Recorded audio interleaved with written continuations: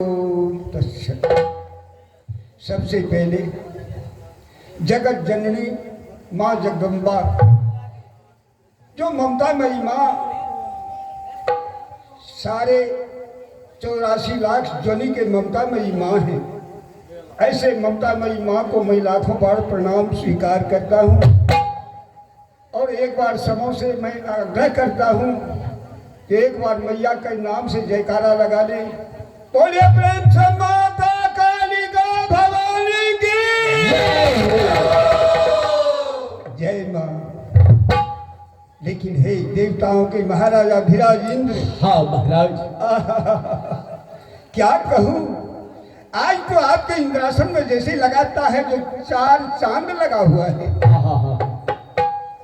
लेकिन हे देवताओं के महाराजा धीराज, हाँ महाराज, मैं आपसे एक बात पूछना चाहता हूँ। आप जो सारे मुनि महात्मा और देवताओं की सभा को बुलाए हैं, हाँ, इसका कुछ कारण तो होगा। जिस तरह से आज यह एक धर्म कथा का आयोजन, हाँ, या गृहपति यानी हमारे स्वर्गीय लूजो बाबू के सुपुत्र सज्जन किया कर रहा है, इसका भी एक मकसद है।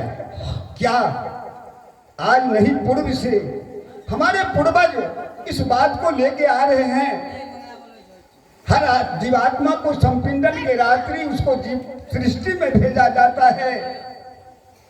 तो इसलिए कोई धर्म कथा या कोई ऐसे सत्संग प्रवचन किया करते थे संपिंडन के रोज, जो वह जीवात्मा को कान तक यदि पहुंचे तो उससे भी उसे अच्छे ध्वनि में सृष्टि हो। इसलिए आज यह कथा हमारे स्वर्गीय लूजो बाबू के सुपुत्र जो करा रहे हैं, तो इसका एक मकसद है जो उनके पिताश्री के जीवात्मा को अच्छे ध्वनि में सृष्टि होने के लिए करवा रहा है। लेकिन आप सारे मुनि महात्मा के सभा को जो बुलाए हैं, हाँ हाँ महाराज, तो इसका क्या कारण है वो तो जरा खोल कर बता। सही तो हे महाराज, मैं आपको इसलिए सूचित किया था, किस लिए कि नारजी महाराज का कहने के एक रास्ता एक भाव होता है। क्या?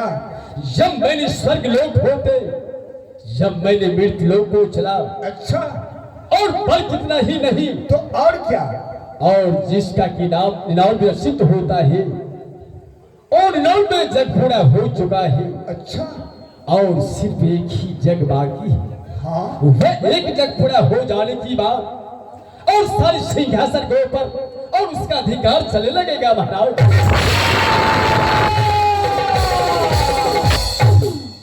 ऐसे सत्य असत्य बातों पर मैं कभी विश्वास नहीं करता। हे देवताओं के महाराजा धीराज इंद्र, हाँ महाराज, आप तो खुद बुद्धिमान हैं।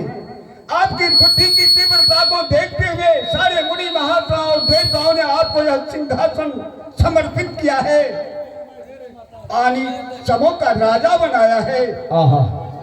लेकिन इन छोटी सी बातों में आप घबरा जाते हैं। अरे वो तो जानते हैं वशिष्ठ और नारद में कितनी बड़ी घनिष्ठ दोस्ती है।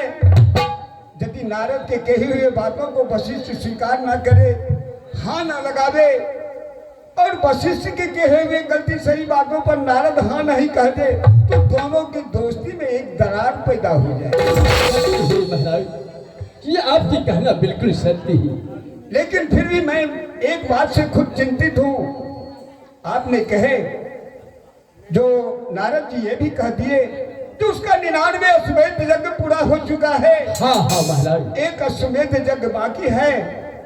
हमारी वेद शास्त्र महापुराण में ऐसा दिया गया है, 100 अश्वमेध यज्ञ करने के बाद सारे यज्ञ में यदि कोई यज्ञ वाले को सफलता मिल जाए तो उसे एक इंद्र के सिंहासन पर बैठने का शक्ति प्राप्त हो जाए, चाहे वह मृत्युलोक का हो या पाताल लोक का हो या स्वर्ग लोक का कोई देवता क्यों हो।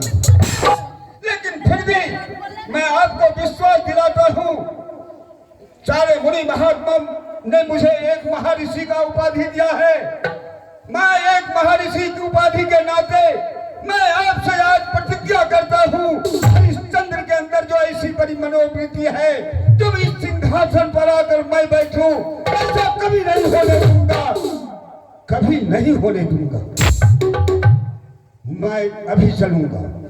उनके यज्ञ में यदि मैं कोई विलंब देखूंगा तो उनके सत्यता का परीक्षा लेना आरंभ कर दूंगा। लेकिन उसे यहां तक पहुंचना बहुत कठिन हो जाएगा। मैं उनके हर रास्ता को एक बड़ी संकट में डाल दूंगा, जिस रास्ता को वह अख्तियार कभी नहीं कर पाएगा तो यहां तक पहुंच सकेगा। मैं आज ही और अभी चलता हूं। वो कैसा दानी और कैसा प्रतापी है। हरिओम तत्सत, हरिओम तत्सत, हरिओम।